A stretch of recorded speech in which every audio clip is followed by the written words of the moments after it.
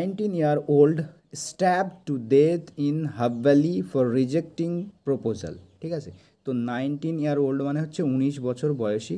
ঠিক আছে, 19 বছর বয়সী একজন যে কোনো একজন হবে, এখানে ছেলে অথবা মেয়ে কিন্তু বলা হয়নি। তো 19 বছর বয়সীকে কী করা হয়, স্ট্যাব টু ডেথ। এখানে কিন্তু ওয়াজটা উজ্জ্ব রাখা হয়েছে বা সাইলেন্ট রাখা হয়েছে। ঠিক আছে, ওয়াজ স্ট্যাব টু ডেথ, তাকে কী করা হয়, স্ট্যাব টু ডেথ মানে কাউকে ছুরি মেরে হত্যা করা। ঠিক আছে, ছুরি দিয়ে হত্যা করাকে বলা হয় স্ট্যাব টু ডেথ।